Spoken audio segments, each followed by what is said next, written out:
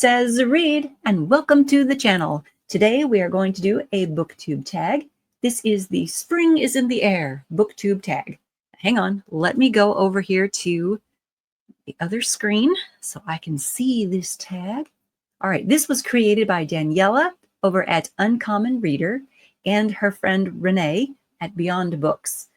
They originated this tag. So I will put links to their versions of the original tag in the information box below so you can see how this started. You can see the original prompts and all that good stuff.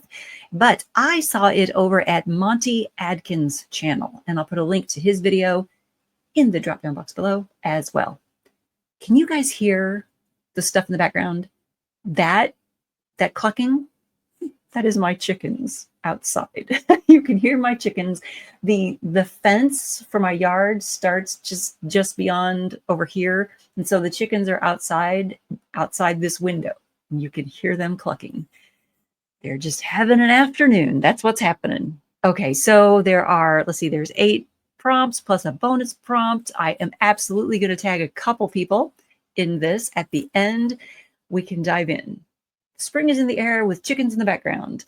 Prompt number 1, Spring Chicks. Oh, how perfect is that? Spring Chicks, a book that made you feel warm and fuzzy. So let's talk about a book that made me feel warm and fuzzy, and that would be The Mouse and the Motorcycle by Beverly Cleary. That's right, guys. We are going back in time for this one. Look at that. Isn't that nice? I don't know if you can see it or not. I'm hoping so.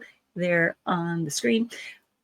This book I read when I was much, much younger. You know, some of these tags ask us, you know, what was the first chapter book you read, or what was the first book that made you fall in love with reading?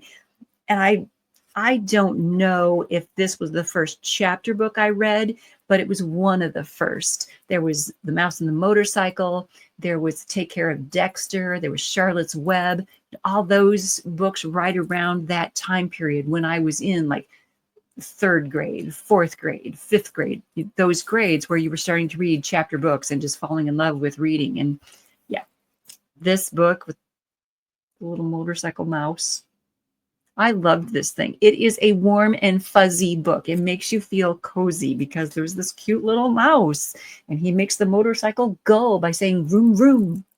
Yeah, I love it. The helmet that he wears, I think they made that out of a golf ball. I think they had a golf or a ping pong ball. One of the two. They had a little ball and they cut it in half and put it on his head. Just adorable. So sweet and cute. Yeah, so that's a warm and fuzzy book right there. Number 2 is April Showers, a book set on or near the water. For this one, I picked off the shelf The House of the 4 Winds. This is book 1 of 1 Dozen Daughters, and it's by Mercedes Lackey and James Mallory. And this one you might recognize because we just did a review of this one here at the channel, gosh, in January or February. It's been pretty recently here that we did the review of this because I read it for the Clock Reading Challenge. We do the Clock Reading Challenge now at this channel. We did it in 2024. We're doing it again in 2025. And you guys, so far, this is the only book in the Clock Reading Challenge that we've read this year.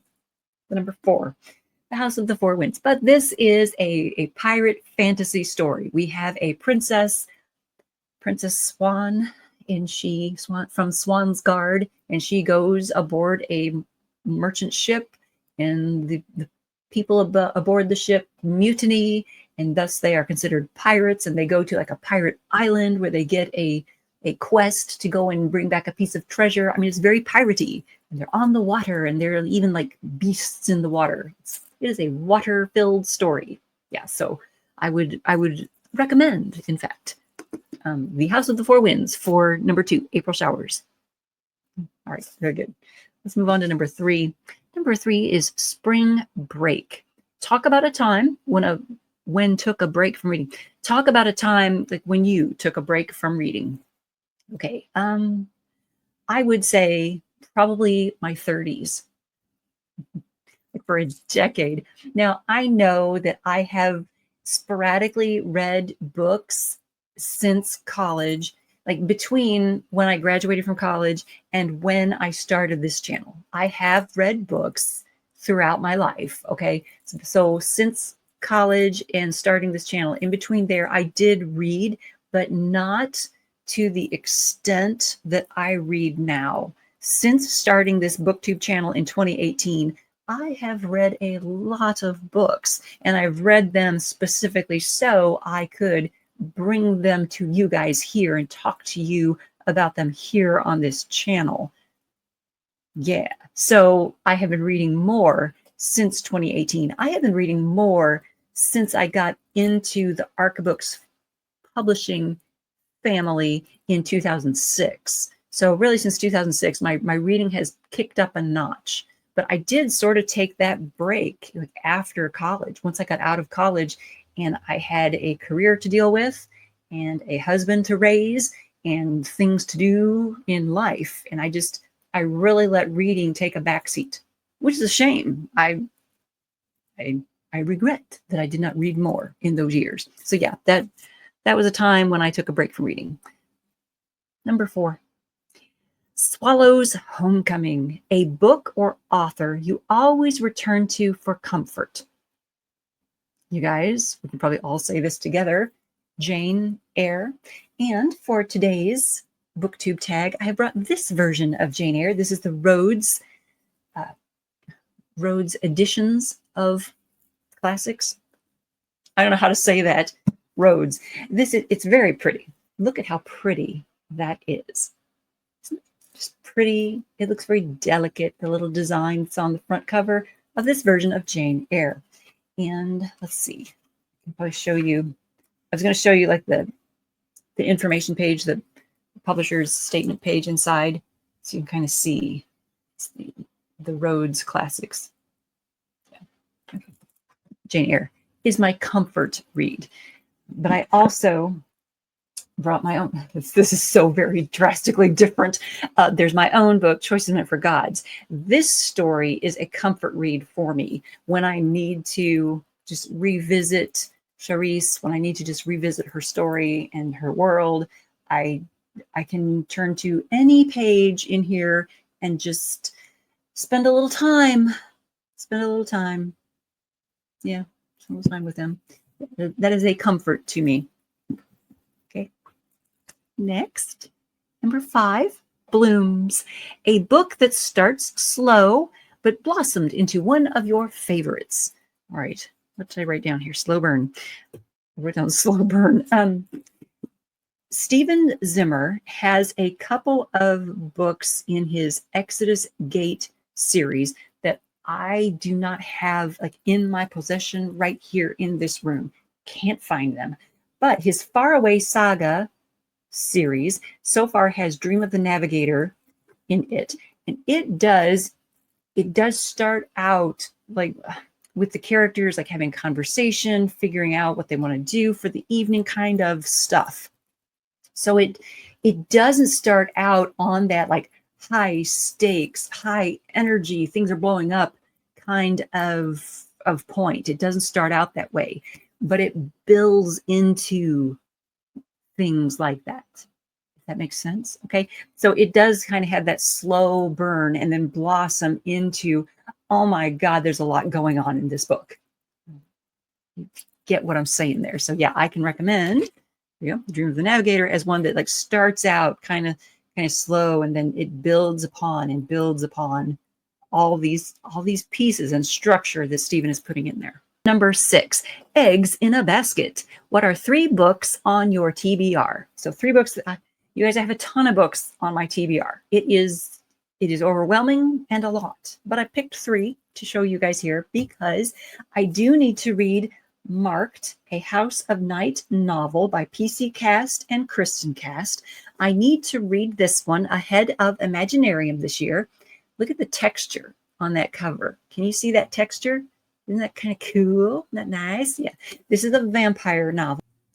PC Cast's House of Night series is being made into, I think it's a Netflix series now. I mean, it's being made into, if not a mini-series movie, it's being made into a Netflix series. I'm getting that wrong, I'm sure. Everyone can correct me on that, but I need to read this one so that when I see her at Imaginarium, I can talk more intelligently about her books. We did read Dragon's Oath, which is a novella from the House of Night series. We did read that, and I brought that to you here on the channel as part of the Dragon Reading Challenge. That's already here on the channel, then you can see that review. But I want to read Marked before July, because Imaginarium is in July. Also, I want to read for the Clock Reading Challenge, I want to read 9 of Swords. Look at that. This is a hefty book, right? This is a weapon. That's what this is. The thing is huge. There is 9 of Swords by Brooklyn Quintana. I met Brooklyn at the Sunshine State Book Festival last year.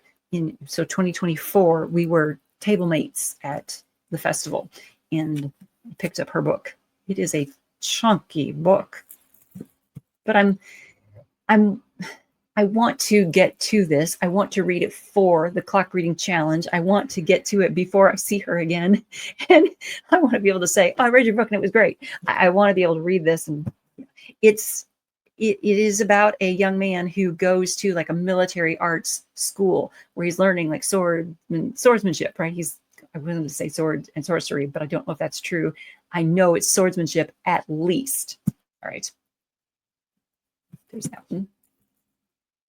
Also, I want to read The 13th Child by Aaron A. Craig. This one is a Book of the Month Club book that just came recently, December 2024, Book of the Month. So it came within the last 6 months.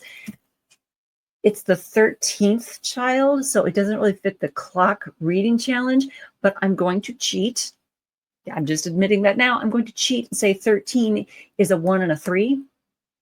So this is going to fit the 1 and the 3 on the Clock Reading Challenge for 2025, because I don't currently have a 1 and a 3. At least I don't think I do on the shelf in there. So yeah, this is going to fit that. And that's how that's going to work. Okay. There you go. Okay, what's next? That was number 6, Eggs in a Basket. Prompt number 7. Green Pastures. What is a classic that never gets old? Well, Jane Eyre. Yeah, Jane Eyre. I will never get tired of Jane Eyre. Number 8, Pollen. What is a book or author that you are allergic to? I'm going to say Colleen Hoover, and I'm going to leave it at that. Equinox. Find 2 books on your shelf that have the exact same number of pages and talk briefly about them. Oh my goodness. Okay. To talk briefly about them might be a bit much. Okay, so I picked out Our Mutual Friend by Charles Dickens. It is 794 pages. And then there's Little Dorrit by Charles Dickens. It is 801 pages. So just a tiny little bit of a difference. Just a tiny little bit. What is that, 7? Just 7 pages difference. Can't do numbers, you guys. So it's just a little bit. Okay, so talk a little bit about them.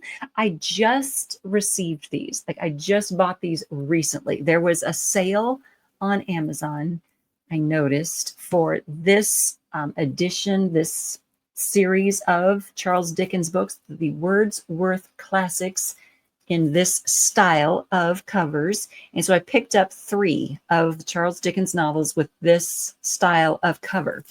I like it very much. I thought it was cool. Our Mutual Friend. Let me read you the back cover for anyone out there who doesn't already know. Our Mutual Friend, Dickens' last novel, gives one of his most comprehensive and penetrating accounts of Victorian society. Its vision of a culture stifled by materialistic values emerges not just through its central narratives, but through its apparently incidental characters and scenes. The chief of its several plots centers on John Harmon, who returns to England as his father's heir. He is believed drowned under suspicious circumstances, a situation convenient to his wish for anonymity, until he can evaluate Bella Wilfer, whom he must marry to secure his inheritance. Cool, cool, cool, right? And then there's Little Dorrit. And this is the one I got it. It arrived, and I realized the front cover. Look at that. What does it say? It says DNF. How bizarre, how quirky, how weird. Little Dorrit is a classic tale of imprisonment. both literal and metaphorical. While Dickens' working title for the novel, Nobody's Fault, highlights its concern with personal responsibility in private and public life, Dickens' childhood experiences informed the vivid scenes in Marshalsea debtor's prison, while his adult perceptions of governmental failures shape his satirical picture of the circumlocution office.